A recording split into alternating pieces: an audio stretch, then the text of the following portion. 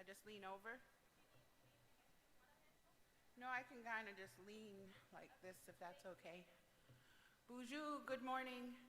Gisi ba benesi kwe nindijinaga makwa duodem.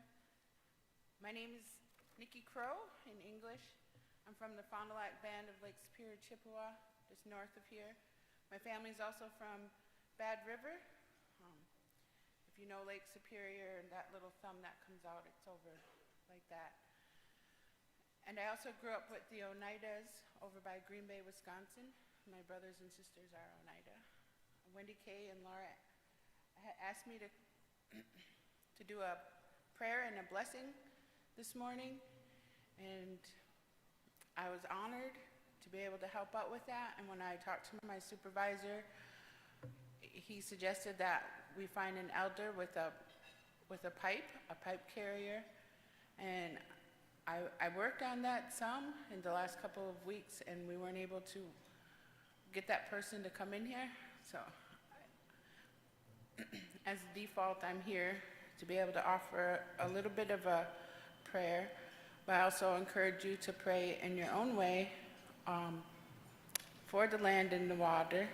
And you're going to be welcomed here this morning to the cities and to the state and to the areas, but I also like you to welcome you to the land and the water here.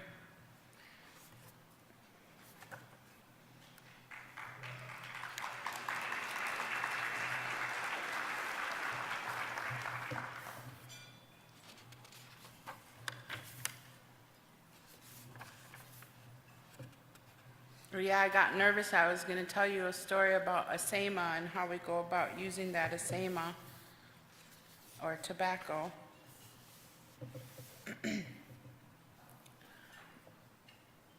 Sometimes I just seen a movie and I was kind of critical about how they portrayed using the tobacco. A lot of times people give me that corporate tobacco that's been poisoned and greedily manipulated. And that's not the same kind of asema that we use.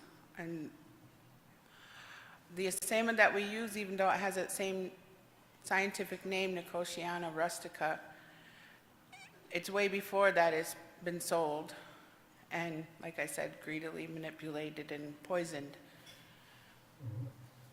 But there's also other medicines that go along with that. And if it's not your way, it doesn't necessarily mean that you have to go buy me a pack of cigarettes to ask me a question to do something.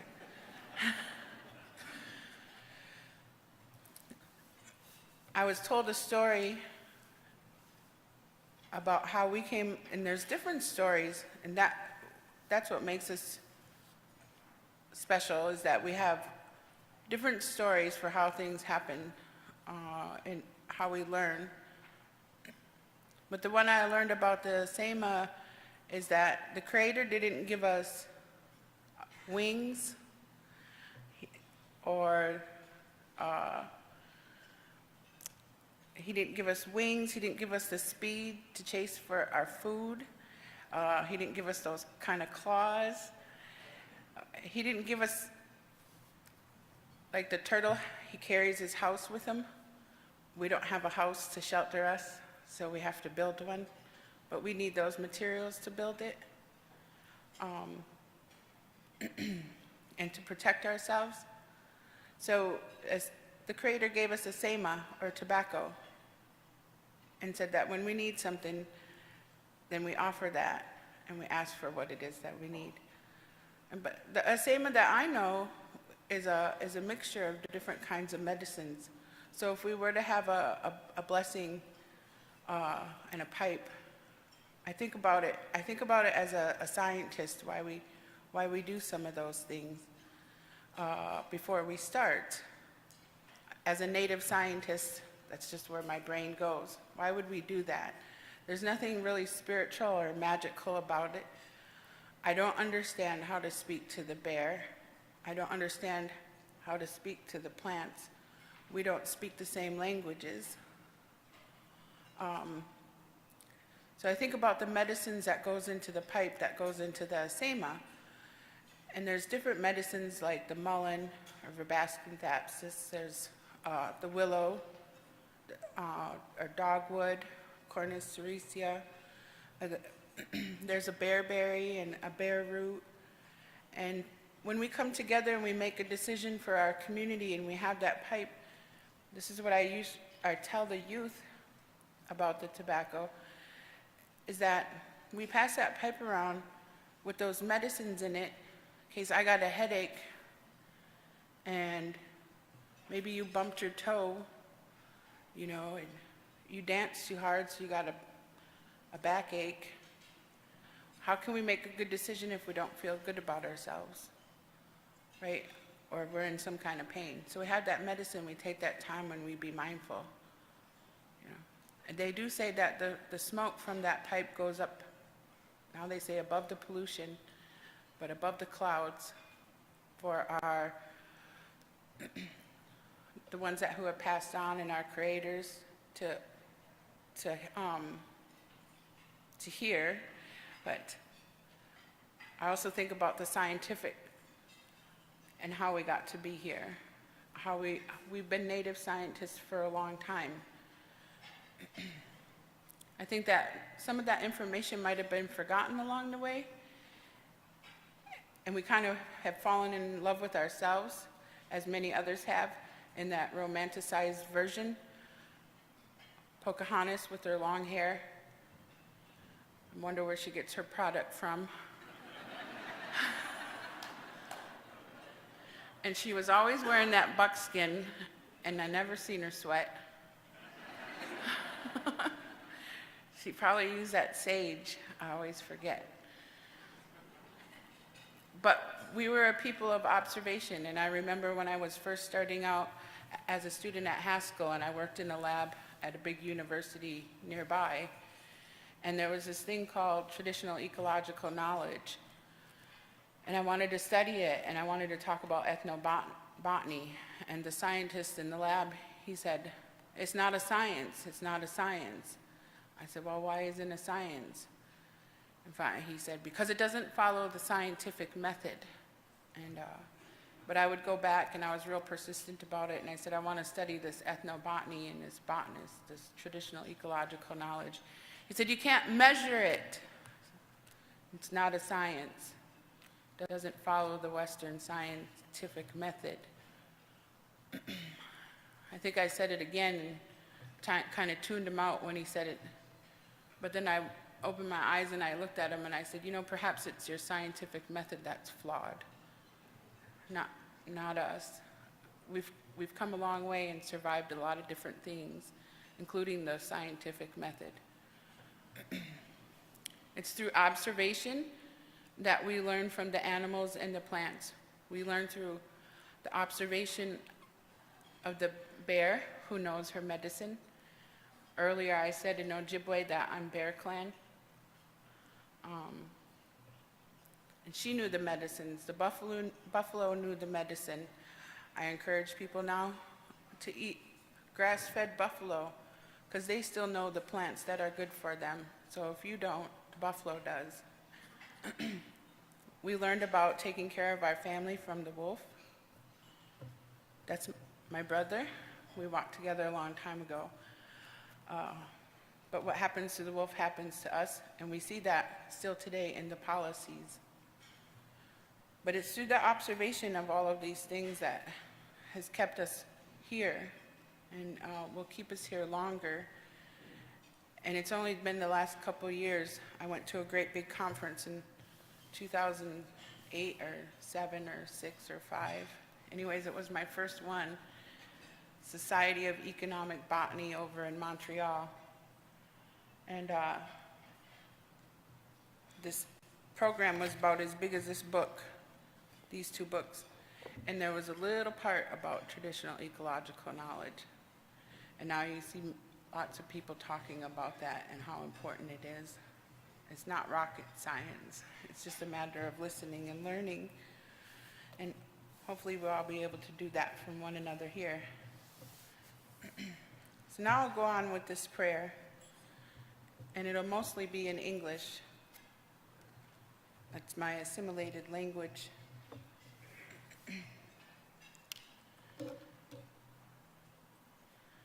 Thank you, Mishomis, for shining on us today. I say, miigwech for this day, that I will look upon my fellow human beings, and that I will talk to Anishinaabe people in a good way. Thank you to our grandmother, the keeper of a key, for giving us the good life.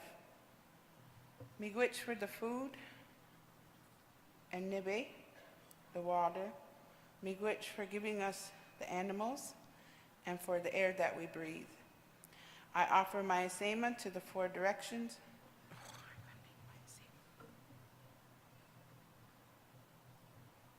It's right here. I have to carry a big bag. I offer my tobacco to the four directions, my asema to the east, to the south, west, and north. Help me to be able to stand strong and to have a strong heart. Thank you, grandfather and grandmother. And thank you to the National Adaptation Forum. This is my first time here. I'm pretty excited to see how this goes. See you all later. Gigawabaman.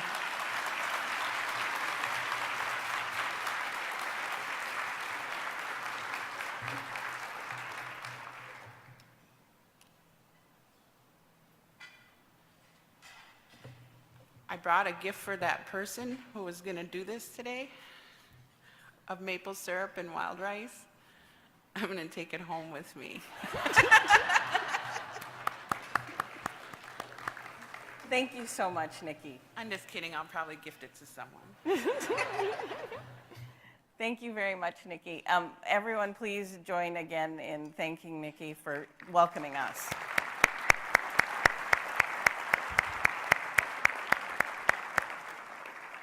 So, good morning. It's really bright up here, and I know there are a lot of people out there, and there will be an interactive piece of this program, so I'm forewarning the people at the booth that they're going to need to turn the lights up. So, thank you all for being here. I cannot believe this is the third National Adaptation Forum. I cannot believe how many people are at the third National Adaptation Forum. But not everyone who wants to be here can be here. We actually have a lot of people who didn't get permission to travel. As a result, this plenary is being live streamed. And we also invite all of you to share the things that you learn here, enjoy, experience, and want others to integrate into what they're doing via social media, so that we know that messages are getting out there and we can help identify what the key messages are. So first I begin with the Myriad thank yous. It would be a myriad of thank yous just to say thank you to all of our sponsors. As you can see, the National Adaptation Forum happens because of the commitment and work of a lot of organizations and people. So bear with me and share appreciation, please, for everyone who's allowing all of us to be in this room together and in this venue for the next 3 days. So.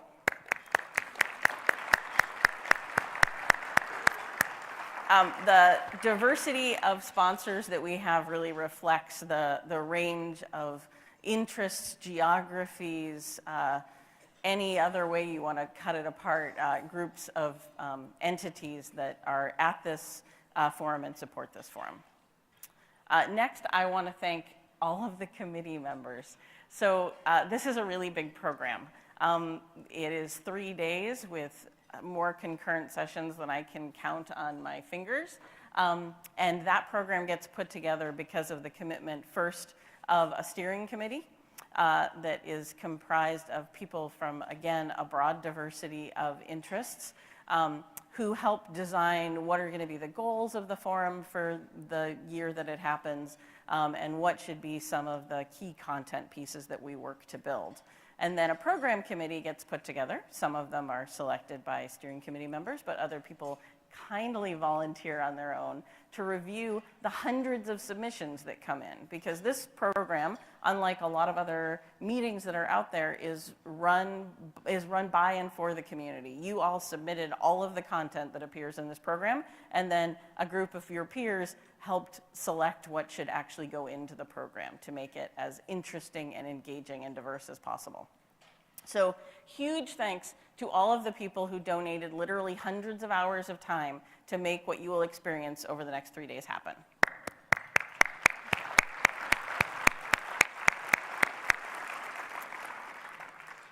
And we had special luck this year to have an incredible host community. The Twin Cities has embraced the National Adaptation Forum in a manner that we have not experienced before, because we have 2 cities and a state in this region who are all thinking about climate change adaptation already when we arrived.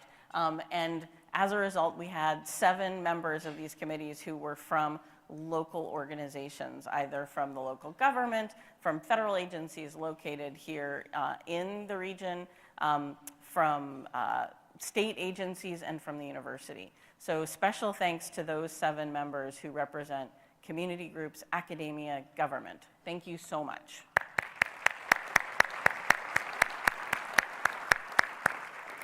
This list is online and in your program, and we'll be talking about that in a moment. But I also need to thank the EcoAdapt team. EcoAdapt is only 12 people, and not all 12 even work on the National Adaptation Forum. These 5 folks, starting from the left, we have Lauren in the back. She is here on site. Give her a big high five when you see her. Kim, and applause now. Kim, who's in the front, is the person that if you got a travel grant, a travel sponsorship, a travel support allotment, you'll be sending that to her, and she'll be helping get you reimbursed. So thanks, Kim. Alex, next person over, is the chair of one of the co-chairs and the lead chair of the program committee. She put the program together and has been involved in many a detail in what happens at this event. So thank you, Alex. Wendy Kay, who's the second from the right on your slide, is the program coordinator for the National Adaptation Forum. Every single detail that happens at this event goes through that woman. And so anything that you eat that you enjoy, any view that you see out a window that you enjoy, any drink that you have because she handed you an extra handful of drink tickets, you thank Wendy Kay.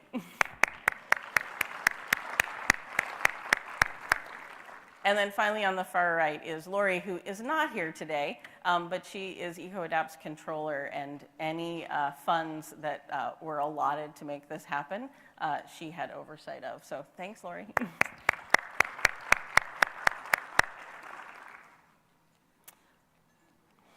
So now we get to the technical portion. So at conferences of past, everyone would have gotten a printed program.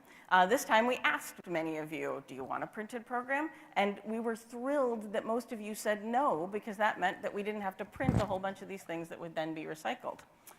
So instead we have an electronic program, and I am going to break all protocol here. Can you turn the lights up for a second?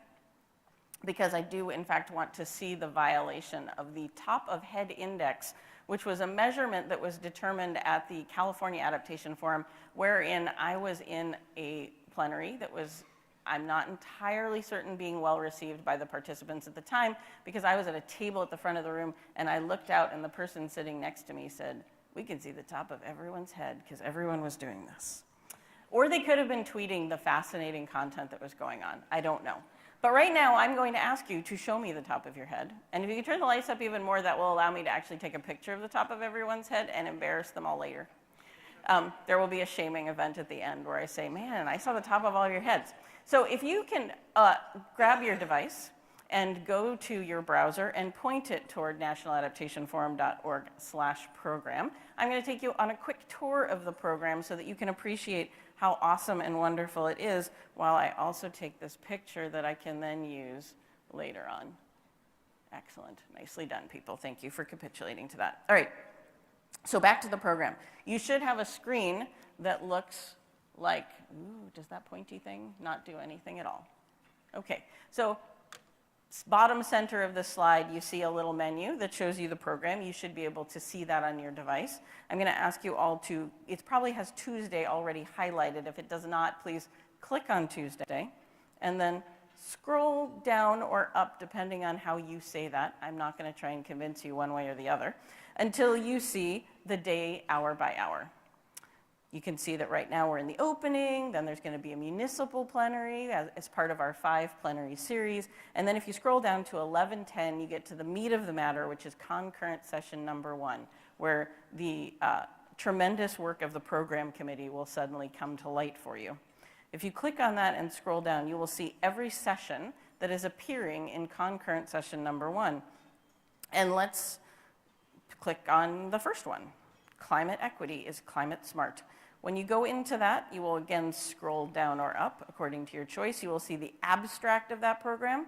You will see the cross-cutting themes and focal topics. We'll come back to that in a moment. And you will see a list of all the panelists. If those panelists were giving presentations, there would be a link to their presentation.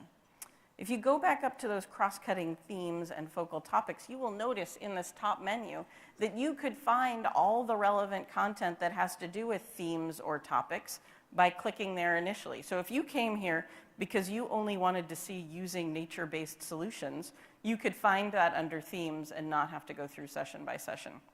Similarly, if you came here only wanting to go to sessions on climate justice, environmental and climate justice, you could do the same thing again by clicking on topics and finding that in the long list of choices. Additionally, there's a link for the remote content. If for some reason a room is too full and you can't get inside to hear one of the plenaries, you could watch it from the hallway, or you could send that link to a friend. Okay, I now trust that you can all handle the technology on your own. Can everyone look up from their device so we can end the top of head index? And I'm going to take another picture where you're not being shamed. Okay, we will carry on now. All right, so yesterday there was an exciting event that happened. One of the things that we do when we come to a city to do a National Adaptation Forum is that we try and make sure that we're supporting adaptation in that city. Lots of meetings have a carbon offset plan. We actually try to have a travel guilt offset plan by supporting local adaptation to help the city where we're all traveling and emitting carbon we go to have a better tomorrow.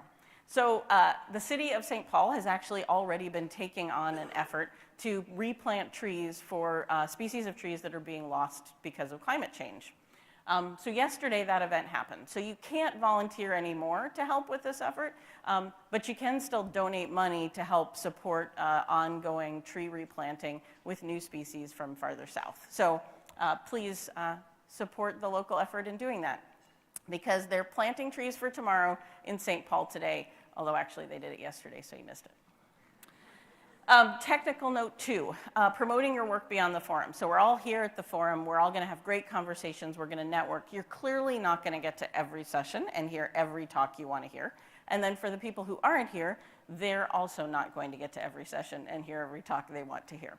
But we're hoping to help expand the reach of the program by archiving everything that happens here on the Climate Adaptation Knowledge Exchange. So this is a CAKE advisory. For those of you who are not familiar with CAKE, it's a free, open, online access tool at cakex.org. So with 2 simple steps, you can ensure that what you do here at the forum lives on in perpetuity on the interweb. First, visit cakex.org and create a make yourself a registered user if you aren't. If you are, make sure that your profile is up to date. It is free and fun, I promise. Then we're encouraging those of you who have posters over here to please make sure you upload a PDF of your poster onto the forum website, and it will be archived onto CAKE. If you're giving a presentation, we'll automatically be collecting the slides from your presentation to save in the archive. Next, this is another activity you can do while you're here. So in 2015, the Adaptation Pledge was first unveiled, and we invited everyone to try and live by it in their adaptation work. But it's a living document. The pledge is going to change over time as we identify what are the new things that adaptation has to make sure it's including. And to that end, we have 2 ways for you to help update the pledge. You could also see the pledge and say, I love it as it is, don't do anything, and say what are the things you really like about it. We also encourage that. So over here on the right is a poster of the pledge. You get to write on it. This is an authorized graffiti moment. Write what it is you would like to add, or put little stars on the things that you really like, or put stars on the comments that other people make, but be engaged in that. Additionally, you can go online to this little URL, which is also written on the poster if you don't want to write it down right now. And you can write your comments in the online version. And then we'll upload the new and updated version based on some conversation between members of the various program and steering committees, and that will be back up on the National Adaptation Forum website in the near future. Okay, so now I get to the part where I was supposed to say heartfelt and engaging things, which I will say. But my original plan, I want to let you know, is that after 2015, I realized that there were so many people coming to National Adaptation Fora that it wasn't going to be long before I could give up my day job and go on to one of my 2 dream careers, which was either to work at a video rental store, which I hear isn't a job anymore, or to become a stand-up comedian, which is what I've really always wanted to do. And so I was working on this 10-minute stand-up bit, which is actually really a lot harder than you might think it is, but it was really entertaining to do. And it was starting with my favorite surfboard company and how they were even into adaptation, and it actually was kind of funny. And then in November, I was in New Zealand, and suddenly things got a lot harder. And we got to have 3 rings of daily chaos for climate adaptation, where we were either having the removal of a mandate every day after the end of January, or the shuttering of programs, or the devaluing of science, and my colleagues were all becoming downtrodden. And you could say that that would be a great time to do comedy, but it just felt like I did not have the chops to pull that off at this point. So I was going to have to go a different avenue. So you're going to have to listen to me be heartfelt as opposed to comedic. And I apologize for that, because I might be even worse at that. So to me, this is all a conversation about belief in action. And to paraphrase a far greater science communicator than myself, while science is true whether or not you believe it, climate change is happening whether you believe in it or not, which frequently I'll tell people that it really doesn't matter whether politicians or leaders decide that they are going to not prioritize addressing climate change, because eventually they're going to have to do something about it, because the changes are already afoot and they're going to continue. That isn't really a very uplifting statement, but it's true. And the atmosphere really isn't affected by our beliefs. It's affected by our actions, and more unfortunately by our inactions. And denying it the way a state like Montana might, where they decide to legislate that only good things will happen because of climate change, or when the Carolinas decide that they're going to not include new projections of sea level rise, just past experienced sea level rise, neither one of those things really affect what's going to happen. All they affect is our ability to address it, which is unfortunately the job that all of us in this room have. So the current situation requires that we change our actions. And I know that for a lot of people, being political in this space is uncomfortable. But unfortunately, when you work on something that people are trying to deny the reality of, despite the fact that whatever kind of science you are practicing indicates that it is happening, that means that you're sort of forced to actually speak truth to power, because that's what science is. So moving belief into action, I think, starts for us by holding our own set of beliefs, and that belief is that action is needed. And the understanding that science should guide the development of good action. And I ask all of you to act in concert with our full community. That means to act in terms of perpetuating and defending science, civic function, equity, and nature. And while I don't believe that most of us are capable of working on all 4 of these professionally simultaneously, I think it's highly recommended that we give it a go. And at the very least, we need to start building bridges between these various aspects to make sure that they're part of our future society, because our future society depends on us pulling this off. So the action that I'm going to ask all of you to take on is to defend science, because we need it, and that might involve writing your congresspeople. That might involve giving a scientist a hug, which I heard has been happening frequently these days, or deciding yourself to become a scientist, or do more scientific practice, or engage the scientific community more in your work so that people are aware of the importance and need of it. Defend community. We need each other. We need the full community that is in each one of our hometowns. We need the full community that is our country. And that means we have to defend each other. We need to support those that support climate action.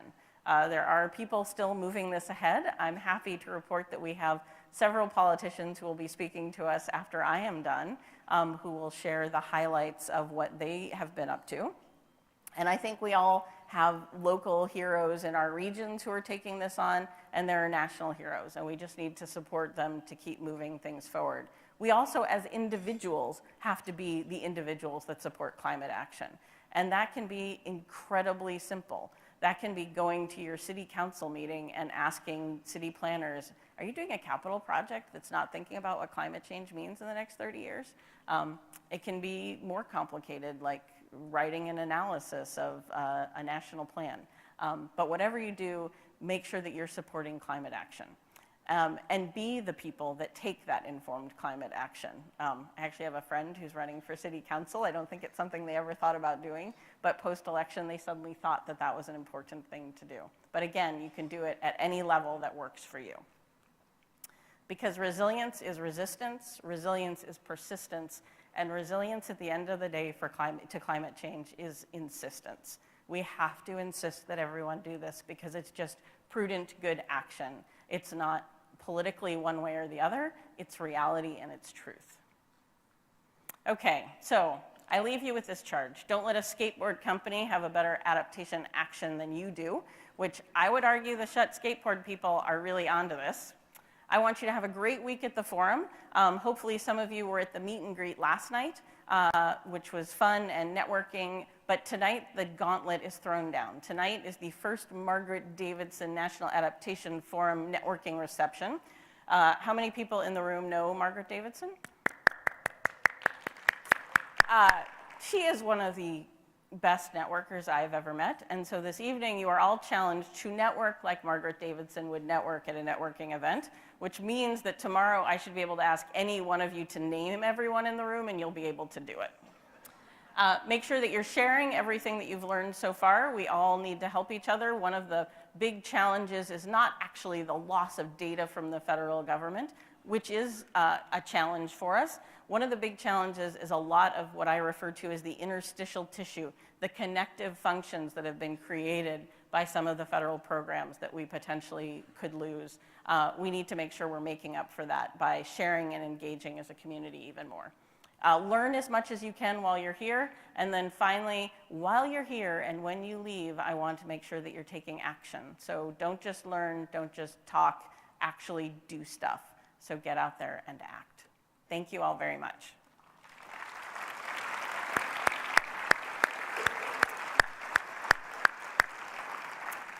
Okay, so like I promised earlier, we are in a really special place. We're in a special place where we have two cities that are both addressing climate change in the work that they're doing. And they're led by two fantastic mayors, who we are lucky enough to have both of with us here today. So first, we're going to start with where we're all sitting, which is in St. Paul, Minnesota. I don't know how many of you knew that you were in St. Paul and not in Minneapolis when you landed at the airport. So it is with great pleasure that I get to welcome someone that I met a couple years ago at a meeting all about climate change, Mayor Chris Coleman. So please join me in welcoming him. Thank you so much. Thank you. Well, good morning, everyone. It is really great to be up here, to look out 1,000 or so strong of you soldiers in the war against ignorance and anti-scientific rhetoric and a crazy administration out in Washington. It's really easy to get just a little depressed about what's happening, especially as we think about the president talking about dropping out of the Paris Agreement. That gets a little depressing, but when I look out over the room and I see all of you here that I know that are working across the United States, quite frankly across the globe, to combat the effects of climate change and to try to reverse the course that has been set forth, I am really inspired. It is great to see. I think there are 49 states that are represented. I'd like to know what is the one state in America that couldn't find anybody that wants to work on these issues. I'm just going to guess Iowa, just because I'm from Minnesota and that's what we do. I know Iowa's in the house. I meant Wisconsin. It's my, just like it's my job as mayor of the city of St. Paul to kind of tweak Minneapolis once a day, I have to, as a resident of Minnesota, you have to tweak Iowa or Wisconsin at least twice a day, just for the sake of doing it.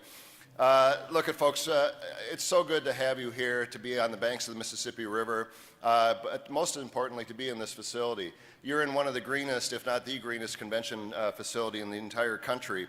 We are working very hard to continue to build on the work that we've already done.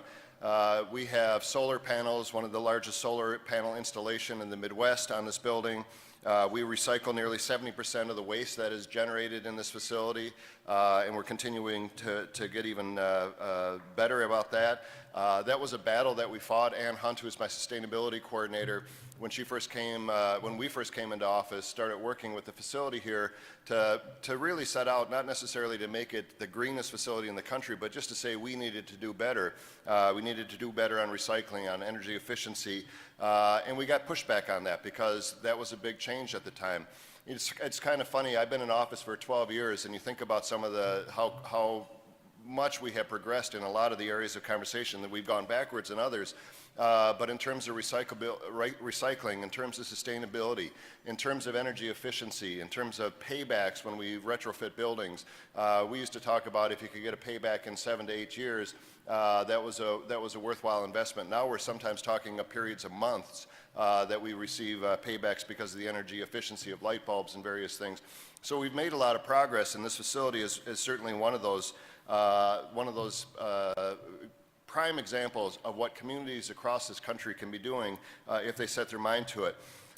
We have a partner in XL Energy that has been very helpful in providing rebates and various forms of financing and other things.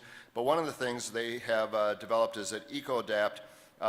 It's an energy offset, so this building is continually, right now, is on wind source as a result of that program that XL Energy set up. And so if you're going to have an adaptation forum, this is one hell of a place to do it, because this is an example of what we can do together. We don't, you know, it's so tempting to get up here and just kind of go through the litany of all the evidence that is out there that suggests that climate change is real.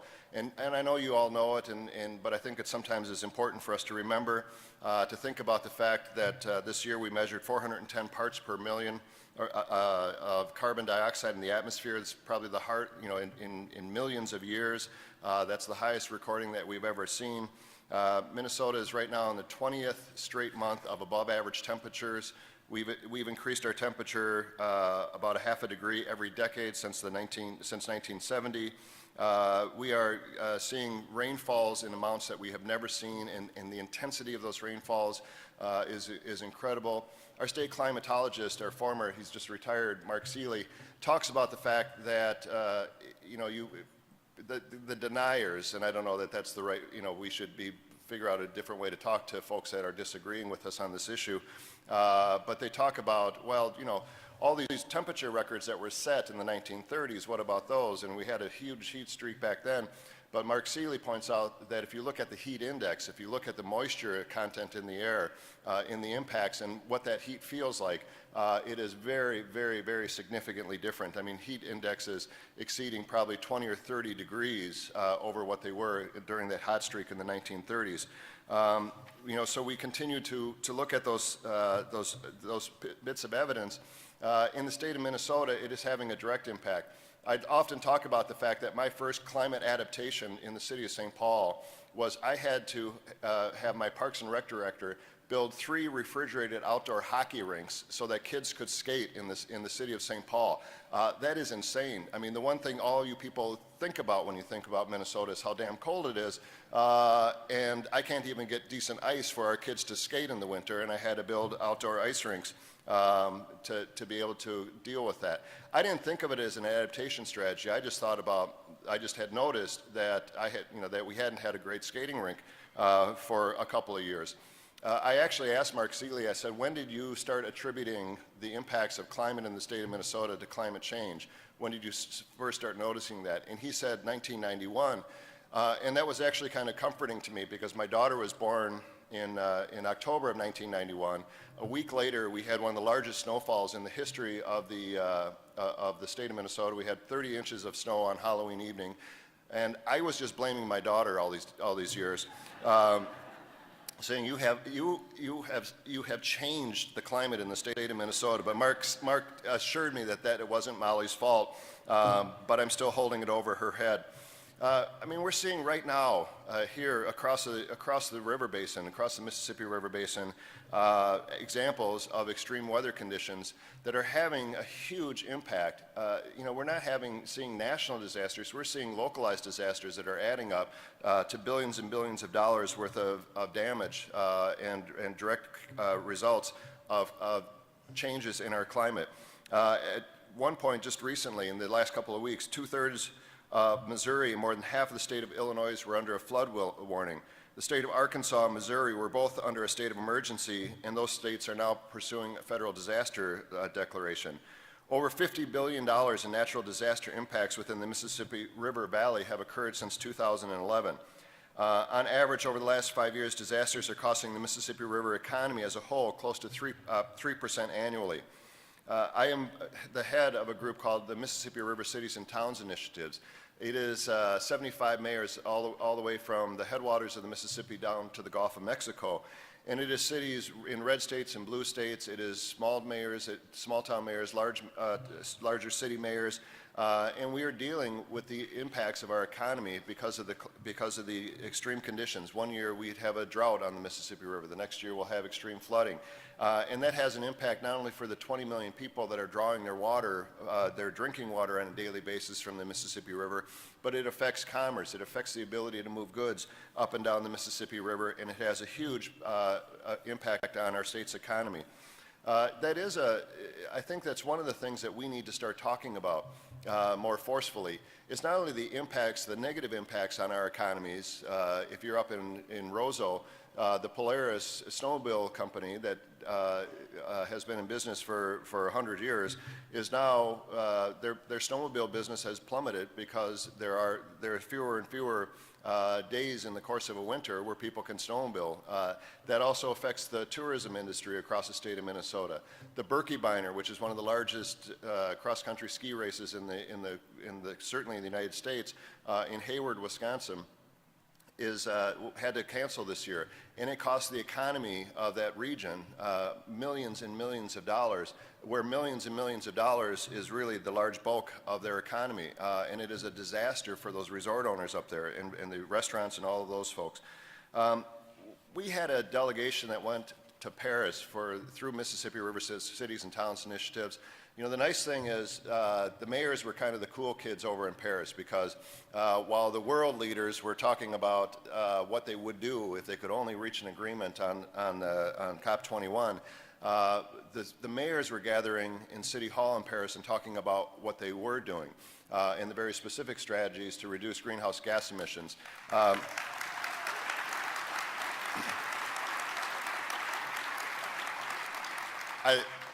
I know this is self-serving, but the phrase that I like is, you know, if you want something to get done, ask a mayor to do it, because we have no choice but to get things done. So we continue to move forward. We continue to work with partners in our communities. We continue to try to lead by example on all the things that we're doing. And I just want to say that as frustrating and as just, you know, kind of distressing as it can be to think about what's happening right now, and that we are being governed by a person that I am guaranteeing has never read a book on climate change, let alone an article on it. And that's really the sad thing. You know, we had 10,000 people march the other day in support of scientists. I did not hug a scientist. I'm sorry, I'm not. I'll support you in your work, but I'm not going to hug you. It was like the best nerd humor of all time, all these signs out there. My favorite one was, "Got polio? Neither do I. Thank you, science." But the fact of the matter is, we can make a difference. And cities and local communities, counties are doing the work that needs to be done. We know that the majority of greenhouse gas emissions are coming out of cities. We have the strategies, we have the abilities, and more importantly, and this is a point I meant to make earlier, with respect to the economy, we talk about the negative consequences of climate change, but we should talk about the positive opportunities by confronting this. China has just declared that they anticipate tens of millions of jobs being created in green-collar industries across China. And I can't think of a single reason why the United States of America is going to cede all of that economic might, all of that opportunity, all of those jobs to any other country. We should be looking at having those jobs here in the city of St. Paul, in Minneapolis, in Minnesota, and across this country. There is an incredible opportunity for us to rebuild our economies in a way that benefits the environment, that benefits climate change, and we have to seize those moments. Yes, we have to take action to reduce our emissions, but we have to have a positive vision that I think we can project. And maybe this is the point of commonality that we can sail to with those that are not on what I think is the right side of history and the right side of this planet. So I want to just thank you all for being here. I do have a proclamation. The gist of it is I declared it, and Mayor Hodges, who's going to speak to you in a minute, her proclamation is technically bigger, but since mine is first, it's better. I'll just read the final two lines. Whereas on this second week of May 2017, the third National Adaptation Forum is being convened in the Twin Cities in order to move society from awareness of the challenges before us to action and solutions we develop together. And whereas the City of St. Paul is honored to be a part of this path to a sustainable future in promoting adaptation throughout the country and the globe, now therefore I proclaim May 7, 2017, the beginning of Climate Change Adaptation Awareness Week in the City of St. Paul. Thank you all for being here. Thank you for your work.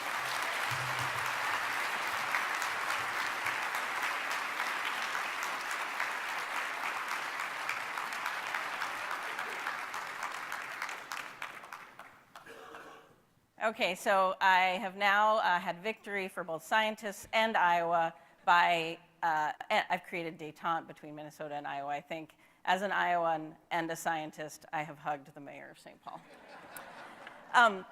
Actually, we met in Dubuque, Iowa, so I don't know what he's talking about. It is with great honor that I get to also introduce the second awesome mayor from the Twin Cities. Mayor Betsy Hodges' office was incredibly gracious to the National Adaptation Forum. Her staff helped us find our way around the Twin Cities, helped direct us toward the resources and the people that we'd need to meet.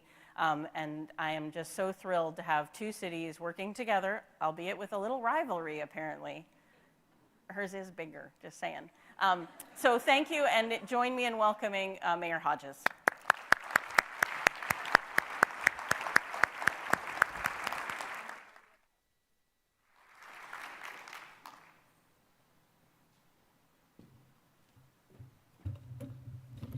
Now she has hugged the mayor of Minneapolis as well. And you guys have no idea the number of times I have to remind people that mine is bigger. So, I'm going to get in trouble for having made that joke, aren't I? I'm going to get in trouble for that, and I'm going to blame St. Paul.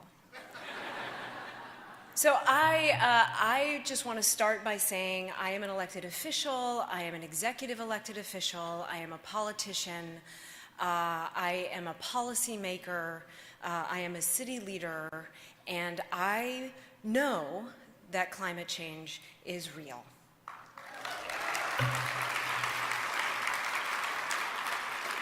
And I thought maybe that would be reassuring to you in this time to have some elected officials who just openly say that out loud and declare it.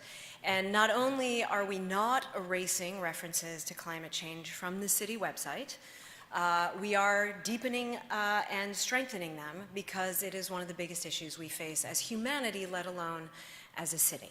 So we're doing that. Minneapolis actually has been declared the city that will be the second most affected by climate change in this country, just behind New Orleans, which surprises people. until you think about some of the things that my colleague Mayor Coleman was saying about the impact of climate change on our city, on our state. We have a lot at stake here. But I say that as the mayor of Minneapolis and as an elected official, but every single person in this room, you know that we all have a lot at stake here if we don't do what we need to do both to prevent the growth of climate change, however we phrase that eloquently, but also to adapt to the impact of climate change because those impacts are here. We are already basically getting Missouri's weather. I've been joking about that for years. You know, as we get warmer and colder and hotter and we get drier and we get wetter, all of our weather patterns are changing. And sometimes it seems like it might be in slow motion, but I think it's actually in fast motion and accelerating quickly. And so we're buying gear. We have more umbrellas as Minneapolitans than we used to. We are trying to figure out when we're supposed to water our lawns and when we're not supposed to water our lawns. It's making that way down into people's daily lives. And we are bringing the Super Bowl is going to be coming here next February. Yay! We love that as a region and as a city. And one of the great assets we have as a community is winter. We love winter here in Minneapolis and in St. Paul and in Minnesota. And as Mayor Coleman said, it's one of the things you guys know. I've seen those charts where we ask you, what do you know about Minneapolis? And then the things you know most are the words are the biggest, and the things you know least, the words are the smallest. And, you know, cold is a pretty big word there, except we're worried we're not going to have snow, that we're not going to be able to showcase the best of us in February. We are praying for cold and snow in February. And that's an unusual thing to do in Minneapolis and in Minnesota. So we are adapting. In a moment, I'll talk about a few of the things that we're doing in Minneapolis. But this adaptation is about more than just what's the weather going to be like and how do we build our infrastructure to accommodate it, although it is that. How do we think about our road repaving and building our buildings, and what zoning do we need to do, and what ordinances do we need in place to make sure our buildings can withstand what's going to be coming our way in the next 30, 50, 100 years. You know, how are we going to have surf shacks where we need them, apparently? But it is more than that. A couple years ago, I was one of 60 mayors from around the world who was invited to meet with Pope Francis at the Vatican. And sometimes I tell that story just to say I was invited by Pope Francis to meet with him at the Vatican, which I was. I was one of 8 or 9 mayors from the United States. People from all over the world were there. But I don't tell that story today just to name drop or drive Mayor Coleman crazy, since he's in St. Paul. And Pope Francis invited 60 mayors from around the world to meet with him about not one, but 2 issues. The 2 issues he sees as most crucial facing humanity right now: climate change and human trafficking. And initially there were people who, when you say that to them, they say, wow, that's a 2-horse parlay. What, you know, why was he doing that? And then when you think about it, or you talk to Pope Francis, or you know, you talk to people from around the world, he understands something vital that is important to all of us as we think about what adaptation means in this world. He understands that the more climate change progresses, the more we have significant weather events happening all over the world, the more that the water rises in places that didn't have rising water before and displaces people, the more we have tornadoes in North Minneapolis that pull people out of their housing, the more that we have droughts on the African continent that send people elsewhere looking for water and food. The more that we have these weather events, the more people are displaced and the more migration that happens. And the more migration that happens, the more at risk people are for being trafficked. The more at risk people are for some of the worst behavior human beings show one another to happen to them, simply because the water rose, simply because it didn't rain. He understood that climate change and the human toll of climate change are inextricably linked, and that we as human beings have to think about our built environment and our natural environment, but most of all, we have to think about one another. So adaptation is, yes, about our built environment. It is, yes, about our natural environment. But it is at the heart of it about human beings and decisions we make vis-a-vis our built and natural environment, but also decisions we make vis-a-vis one another and who we are vis-a-vis one another and how we're going to treat each other, how we're going to love each other, how we're going to have compassion, how we're going to understand we're putting ourselves and our children and our grandchildren and our great-grandchildren and our great-great-grandchildren at vital, critical risk of not having the things we need just to be human on the planet. That's why I'm so grateful you all are here. That's why I'm so grateful to see the items that are on your agenda, the sessions, the breakout sessions that you're going to have, because it's clear to me that you understand the human impact and the human toll that climate change can take and will take on human beings and on all of us and each other. And I am grateful for that, and I am thankful, just as a human being, to be standing here with you in the face of all of this. So thank you. But the question is not whether or not or how we adapt. We are already adapting. As I mentioned, you know, it can be as simple as, do we have all the umbrellas we need in Minneapolis? At times we didn't necessarily used to need so many damn umbrellas. But it's also a question of, are we providing the kind of housing for people that is going to be able to withstand severe weather events? That is a question as a mayor that we have to answer, and that's one of the zoning and the built environment questions that we have. And it's also a question of, as people get displaced, do we have the structures in place to welcome people, to nurture people, to provide basic human needs like water and food and shelter and medical care for people? The answer to that question so far is sometimes, but not enough. And that is one of the questions before us as human beings as we face more migrant populations and more refugee populations. Sometimes, but not enough, we are providing people with what they need, basics as human beings to be alive on this planet. So the question before us is not, are we adapting? We are. Are we adapting well? Are we adapting well enough? And are we adapting quickly enough? Is really the question before us. Because, you know, as you were saying earlier, it's happening whether people like it or not. People who don't believe that climate change is happening are still going to have to figure out how to structure their cities when the rains come, when the floods come, when the droughts come. And so when I was in Italy and when I was with those 60 mayors from around the country, I had a conversation with the mayor of Gaborone, Botswana.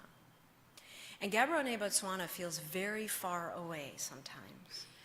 Until I had this conversation and I realized at a new level, the mayor of Gaborone, Botswana is dealing with the human adaptation, the effects of migration, of people coming in and people leaving, and how as mayor do you deal with all these people who are here and all the people who are attempted to go. And there's new patterns and there's new traffic patterns and there's new people who have needs, and as a human being you want to provide those. And I realized in a very visceral way that decisions we are making here in Minneapolis matter to the people of Gaborone, Botswana. That when we make decisions about whether or not we're going to use a plastic bottle of water or we're going to reuse a bottle that we have already used, when we're making a decision about transit and whether or not we're going to provide transit so that we can reduce the number of people alone in their cars, that when we're making decisions ourselves as human beings about whether or not we're going to recycle, about whether or not we're going to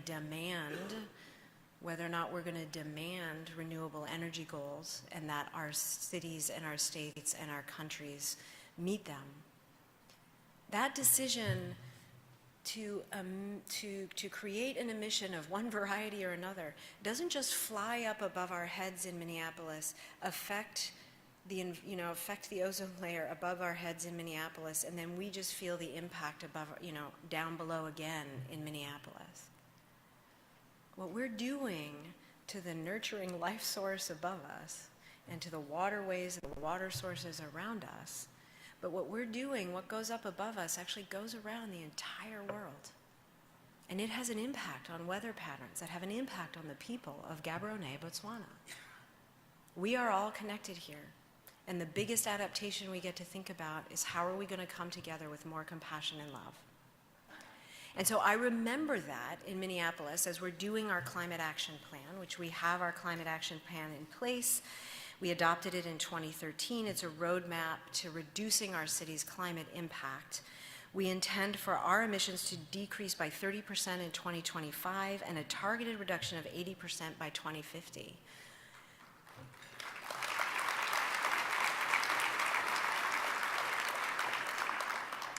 And while that is aggressive, actually, and it feels aggressive to policymakers, change is not popular. Everybody wants something to be different until it's time to change. And so as a policymaker, knowing that we're up against forces that are going to make it difficult to reach those goals, but we think that we can do it, I also stand here as a mayor knowing that that's not aggressive enough, because you all know that, because we're already experiencing the impact of not having done this work. But we also, I think about the human and the real issues here. When we created a partnership to help reach these ambitious goals, we created a partnership with our local utilities, believe it or not, the Clean Energy Partnership Agreement. We're the first in the nation collaboration of the city and XL and Centerpoint, I will say their names, to achieve our energy efficiency and carbon reduction goals through an aggressive work plan. And I co-chair that along with members of the utility. That's something, it's a first of a kind in the nation. I recommend it to you because it's actually working together. We are getting further on meeting energy goals than we were getting being at odds with one another. So I take a look at the Clean Energy Partnership Agreement in Minneapolis. But I also do that when I think about the most vulnerable populations in Minneapolis.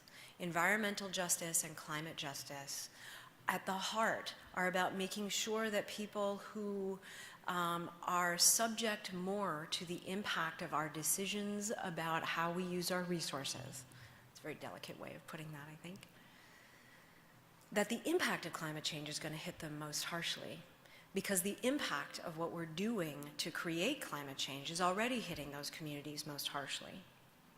And so we are addressing those issues in Minneapolis as well, making sure that our infrastructure changes are done in concentrated areas of poverty, that is a priority. We have a Green Zones initiative that we're pursuing in Minneapolis. So the places most impacted by the negative things we've done to create climate change are going to create a renaissance in terms of green business and green initiatives and jobs in those neighborhoods.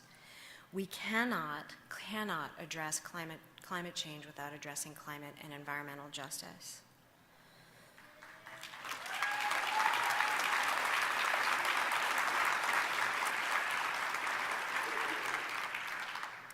So I could say more about what we're doing on all of these fronts, but you guys are going to be spending all week talking about what we can do on these fronts, and I will just say to you, as mayor of Minneapolis, and I know I speak for the city and our city staff, we are committed to working not only to end climate change, but to adapt to the inevitabilities of how far down the path of climate change we have already come. But this issue of environmental and climate justice gets back to the point I was making before about the mayor of Gaborone, Botswana, about the people all across the world, about the thing that Pope Francis understood and wants to highlight for the world.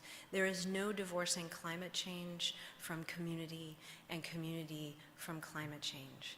As communities, we're making the decisions that lead to climate change, and as communities, we get to make the decisions to come together and adapt to the impact of what we've already done, to stop what we're doing together, and to acknowledge that the impact of what we have already done to each other and our planet is hitting certain communities harder than any others. And that when we get it right for them, when we get it right for communities of color that, like in Minneapolis, were trapped by highways, so the asthma rates are higher along those corridors, or had the metal shredder built in that community, or had certain industrial functions built right next door. We could go on. We know what environmental justice means because we know what we're trying to remedy. That when we are doing right by those communities, we'll be getting the rest of it right too. That should be our standard. That gets to be our standard.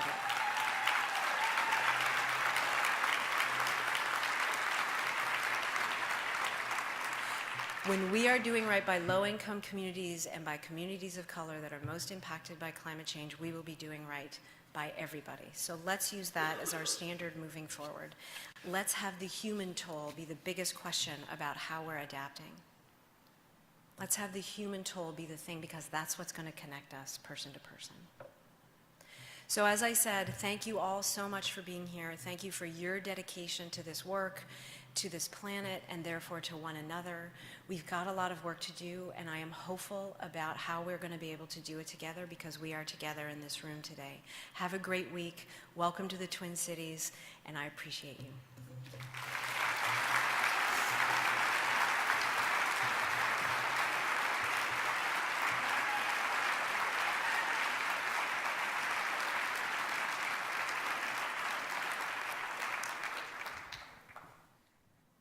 What a lucky region the Twin Cities are to have two mayors who get this issue better than almost any city I've ever been in. Thank you, Twin Cities.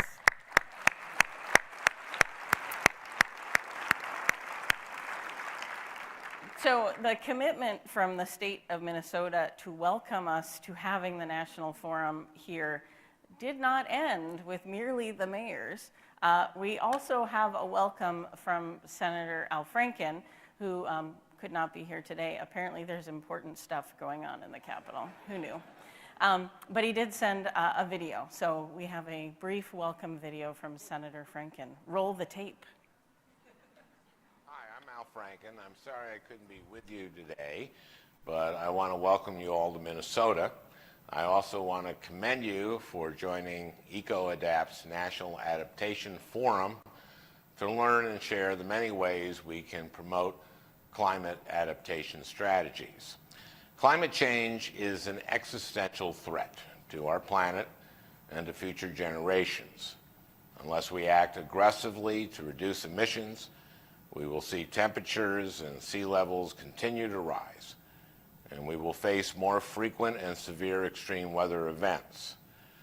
And this isn't just an environmental issue, because failure to mitigate and adapt to climate change also puts our public health, our economy, and even national security at risk. That's why I believe that climate change is the defining issue of our generation, an issue that demands immediate action. Now, given the actions already taken by the Trump administration, many people are rightly worried about the future of our nation's climate policies. And while there's no question that the administration's actions are dangerous and will do real harm to our planet, states like Minnesota offer some reasons to be hopeful in the face of federal inaction on climate. Our state is leading the way by revolutionizing our electricity system and deploying more and more renewable energy, and businesses all over our state are installing wind turbines, solar panels, and manufacturing cutting-edge energy efficiency technologies. But even with these efforts from states like Minnesota, we still need to prepare our communities for the future through climate adaptation. That's why I'm so glad EcoAdapt is hosting this event, by bringing together groups of professionals and leaders to share ideas and information. We are starting to build the resilience we need to prepare for the effects of climate change. There are so many ways to make our society climate smart, and I'm happy to see all of you taking the initiative to address this urgent problem. We all need to pitch in and do our part. I'm fighting for policies to cut emissions and boost adaptation efforts through scientific research and sensible land use policy. And I need you to keep up your good work to help prepare our communities for the future effects of a changing climate.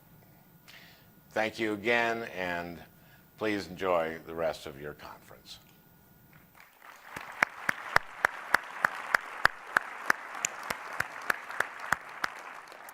Okay, our welcome from the state of Minnesota is not yet over.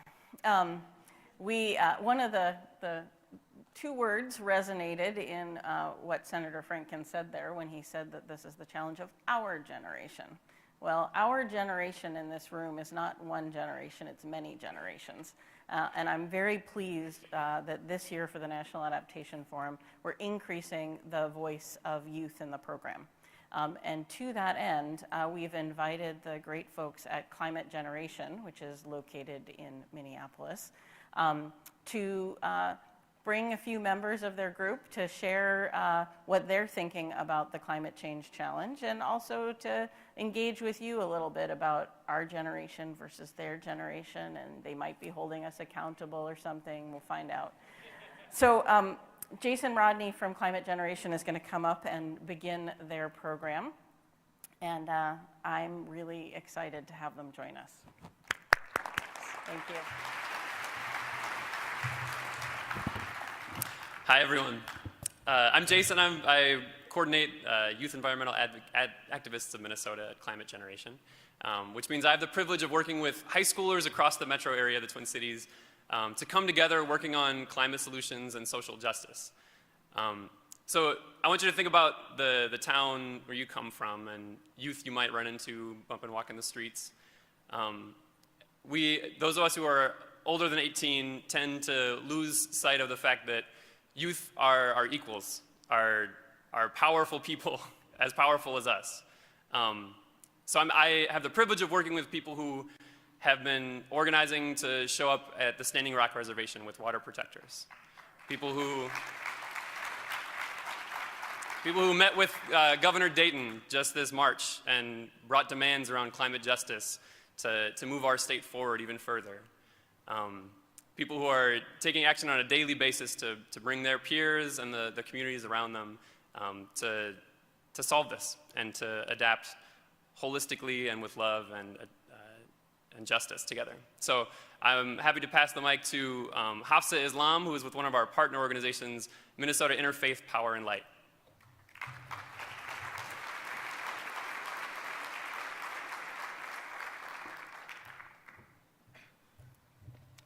Hi everyone, I'm Hafsa. I'm a 10th grader at Southwest High School, and I'm also on the youth leadership team with Minnesota Interfaith Power and Light. I wanted to talk about my grandma real quick. My grandma is one of the women that I will always look up to. She had always kept this idea of family and community alive through her actions.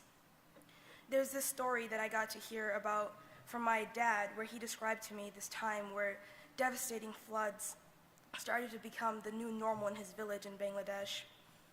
These floods destroyed the crops that fed their community, and at this point, it seemed like all hope was lost. But instead, my grandmother opened her doors for the people who suffered through these floods and provided them with the basic necessity of food, making sure that the people in her community were fed so they could have their fully fed community. This is just one of many things that pushes me to support the actions and take initiative to stop climate change. My family is my motivation and why I care so much about climate change. So I ask you to take this moment to think to yourself and reflect on what motivates you to act on climate change. Thank you.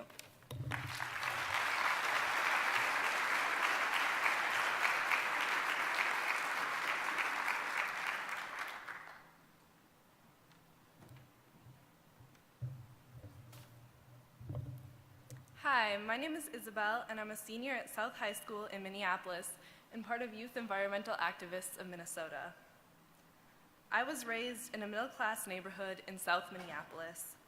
I was surrounded by the beauty of nature, growing up near the Mississippi River, taking bike rides to nearby parks, and having leaf fights in the fall when the trees shifted from greens to vibrant reds and yellows. It was a safe and beautiful place. Even as I grew older and learned of the term climate change, I couldn't imagine it really touching my home. It felt distant. Imagining polar ice caps melting thousands of miles away felt so disconnected from my day-to-day life. It wasn't until I was in high school that my thinking shifted dramatically, and I realized that climate change is affecting us here and now. I remember a workshop that I attended where I learned about the connection between oppression of land and oppression of people for the first time, and it opened my eyes. I started to see examples in my community and beyond. It not only challenged me, but made me feel scared. I realized that these injustices were here all along. The asthma-inducing industrial plants in the neighborhoods surrounding my school, the lead-ridden water in Flint, Michigan, and more recently, the Dakota Access Pipeline. I came to see that our natural environment is a reflection of how we treat and value humans.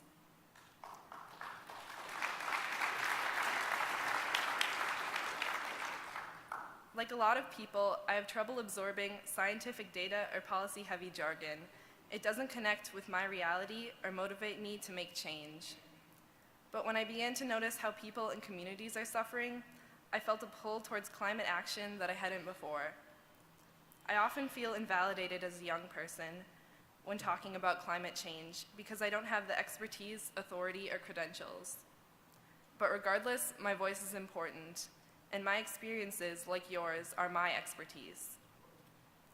As we adapt to climate change, it's critical that we consider all people's experiences. I'd like you to turn to someone next to you and spend a few moments answering the question, what are ways that you can make space for people's stories in your work?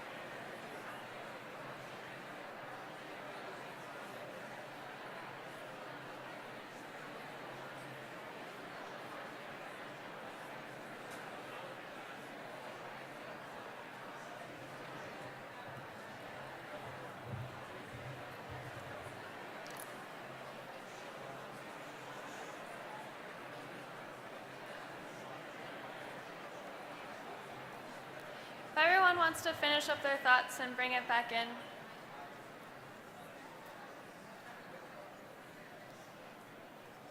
Thank you. I'm Isabel Watson. I'm one of the interns at Climate Generation, and I'm a senior at the School of Environmental Studies.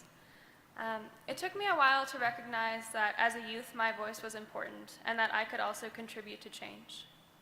Even now, I often struggle with that and find myself constantly frustrated with how youth voices are not being valued or involved in different spaces.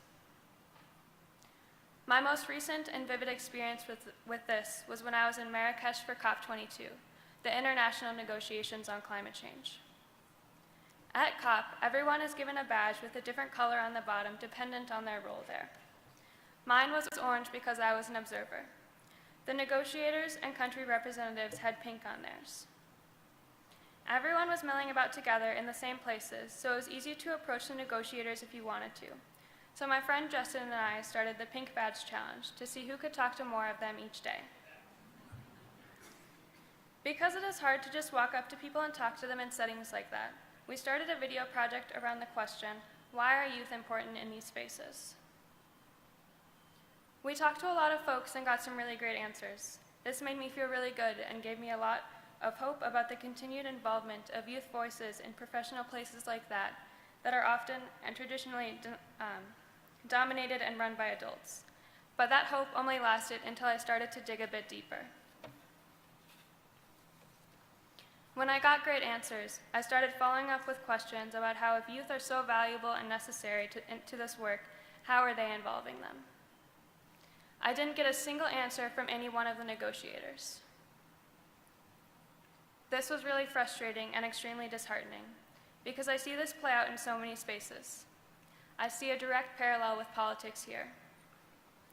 Many politicians cite youth and grandchildren as the reasons that they work on things like climate change and how that's what motivates them. But they also don't actively engage youth. Although this was frustrating and hard, it was a clear example to me of the work that needs to be done. It was motivating for me and helped me identify a lot of the reasons I personally had struggled to sometimes to get involved and stay involved in the fight for climate justice. With my story in mind, I urge you to think about how you or your organization is involving youth. I hope that one impact I leave on this space is motivating you to have strong answers to that question. How will you involve youth in your work? And then if everyone could take a few minutes again to turn to someone new around you and talk about one way that you could be involving youth in your work.